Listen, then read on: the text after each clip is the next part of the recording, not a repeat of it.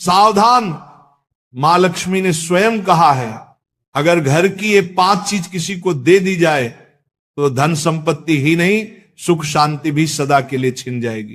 क्या आप जानते हैं, आपके घर की 5 साधारण चीजें ही आपकी किस्मत तय करती हैं। मां लक्ष्मी ने चेतावनी दी है, गलती से भी इन्हें दान कर दिया तो घर में आ जाएगी भयंकर गरीबी। बहुत समय पहले प्राचीन भारत के एक छोटे से नगर विशालपुर में एक साधु का आश्रम था।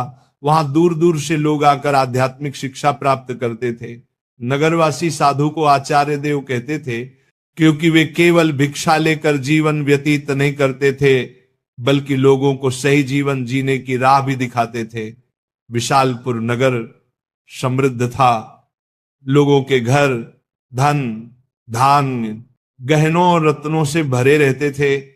नगरवासी मानते थे कि ये सब माता लक्ष्मी की कृपा से ही है। नगर के बीचों बीच माता लक्ष्मी का एक भव्य मंदिर था। रोज शाम को वहां दीपक जलाए जाते, घंटियों की ध्वनि गूंजती और पूरा वातावरण श्री ह्रीं श्री महालक्ष्मी नमः के मंत्रों से पवित्र हो जाता। लेकिन एक परिवार ऐसा भी था जो नगर में सबसे समृद्ध होने के बावजूद धीरे धीरे कंगाल होने की ओर बढ़ रहा था। यह परिवार था वसुदेव जी का। वसुदेव जी नगर के सबसे बड़े व्यापारी थे। उनके पास सोने चांदी के ढेर थे, नौकर चाकर थे और अनाज के कोठार भरे रहते थे। फिर भी कुछ वर्षों के भीतर उनका घर वीरान होने लगा। धन की जगह कर्ज बढ़ने लगा, नौकर छोड़कर जाने लगे और घर में अशांति फैल गई। लोग हैरान थे कि ऐसा क्यों हो रहा है, आखिर माता लक्ष्मी की कृपा एक समृद्ध घर से क्यों उठ गई। वसुदेव जी भी परेशान थे। एक रात वे चिंतित होकर सो रहे थे, तभी उन्हें एक स्वप्न आया। स्वप्न में माता लक्ष्मी प्रकट हुई। उनके मुखमंडल से दिव्य आभा निकल रही थी। 4 हाथों में कमल, शंख, गदा और सोने के सिक्कों की वर्षा करने वाला पात्र था।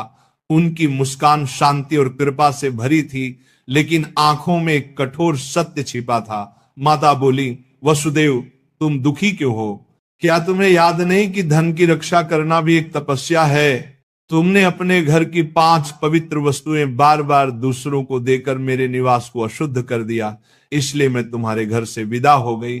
वसुदेव ने हाथ जोड़कर कहा, मां मुझे क्षमा करें, कृपया मुझे बताइए कि वे 5 वस्तुएं कौन सी हैं जिन्हें देने से घर में गरीबी आती है। माता ने कहा, यह रहस्य मैं बताऊंगी, परंतु ध्यान रहे ये केवल तुम्हारे लिए नहीं बल्कि पूरे नगर और संसार के लिए शिक्षा है। 5 वस्तुएं कभी भूलकर भी घर से बाहर नहीं देनी चाहिए, क्योंकि ये वस्तुएं मेरे निवास की जड़ें हैं। इन्हें खोने से घर निर्धन और अपवित्र हो जाता है। इतना कहकर माता अदृश्य हो गईं। वसुदेव घबरा कर उठ गए। उनका शरीर पसीने से तरबतर था। अगले दिन वे भागते हुए आचार्य देव के आश्रम पहुंचे और सारी घटना सुनाई। आचार्य देव ने शांत होकर कहा, वसुदेव ये कोई साधारण सपना नहीं है, ये स्वयं लक्ष्मी का आदेश है। अब तुम्हें धैर्य रखना होगा। माता लक्ष्मी ने जो 5 रहस्य बताए हैं उन्हें समझने के लिए तुम्हें एक आध्यात्मिक यात्रा करनी होगी, तभी तुम्हें सच्चा उत्तर मिलेगा। और इस प्रकार यात्रा शुरू हुई। वसुदेव ने अपनी पत्नी सुभद्रा और बेटे माधव के साथ नगर छोड़ दिया और आचार्य देव के आदेश पर हिमालय की ओर प्रस्थान किया। रास्ते में उन्हें तरह तरह की घटनाएं घटी। एक गांव में उन्होंने देखा कि एक महिला अपने घर का चूल्हे की राख दूसरों को दे रही है। वसुदेव को तुरंत माता लक्ष्मी की बात याद आई। क्या राख की भी उनमें से एक वस्तु है? उन्होंने महिला से पूछा, बहन तुम ये राख क्यों बांट रही हो? महिला ने कहा, महाराज लोग मानते हैं कि राख खेत में डालने से फसल अच्छी होती है। वसुदेव ने सोचा, लेकिन ये तो गलती है। चूल्हे की राख घर के भोजन और अग्नि का प्रतीक है। इसे बाहर देने से घर की उन्नति रुक जाती है। यात्रा आगे बढ़ी। वसुदेव, सुभद्रा और माधव पहाड़ों की कठिन राह से गुजर रहे थे। एक रात वे एक आश्रम पहुंचे। वहां एक वृद्ध साध्वी ध्यान में लीन थी। साध्वी ने वसुदेव को देखकर मुस्कुराते हुए कहा, तुम्हें लक्ष्मी माता के 5 रहस्य जानने हैं ना? ध्यान से सुनो। ये पहली वस्तु है चूल्हे की राख। इसे किसी को मत दो, ये घर की लक्ष्मी को बाहर कर देती है।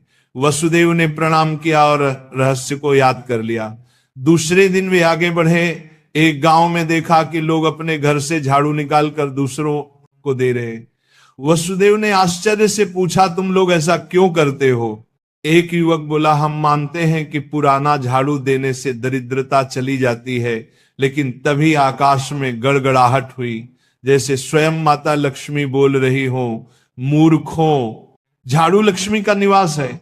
ये घर की स्वच्छता और समृद्धि का प्रतीक है। इसे बाहर देने से लक्ष्मी घर से चली जाती है। वसुदेव को दूसरी वस्तु का भी रहस्य मिल गया, झाड़ू। तीसरा रहस्य उन्हें एक कुटिया में मिला। वहां एक वृद्ध साधक बैठे थे। उनके सामने दीपक जल रहा था। साधक ने कहा, बेटा, घर का जलता हुआ दीपक या उससे जली हुई लौ कभी किसी को मत दो। ये घर की ज्योति और आयु का प्रतीक है। इसे देने से सुख शांति चली जाती है। वसुदेव ने तीसरी वस्तु भी जान ली। आगे चलते चलते वे एक गांव पहुंचे। वहां एक परिवार ने अपने घर का नमक पड़ोसियों को उधार दिया। उसी रात उस परिवार के यहां कलह मच गई। साध्वी ने समझाया, नमक रिश्तों की मिठास और स्थिरता का प्रतीक है। घर का नमक देना लक्ष्मी को अपमानित करना है। अब वसुदेव को चौथी वस्तु भी मिल गई, नमक। अंततः हिमालय के पास एक गुफा में तप करते एक योगी ने अंतिम रहस्य बताया। योगी बोले, वसुदेव, 5वीं वस्तु है कपड़े का कोना या पल्लू। महिलाएं अक्सर पुराने कपड़े का पल्लू काट कर दे देती हैं, लेकिन यही स्त्री की लक्ष्मी और घर की मर्यादा का प्रतीक है। इसे देना घर के भाग्य को काटना है। अब 5 वस्तुएं स्पष्ट थी। पहला, चूल्हे की राख। दूसरा, झाड़ू। तीसरा, जलता दीपक। चौथा, नमक। 5वां, कपड़े का कोना। वसुदेव ने कृतज्ञ होकर योगी को प्रणाम किया। अब 5 रहस्यों को जानकर वसुदेव अपनी पत्नी सुभद्रा और पुत्र माधव के साथ नगर की ओर लौटने लगे। रास्ते भर वे मन ही मन माता लक्ष्मी के उपदेशों को दोहराते रहे।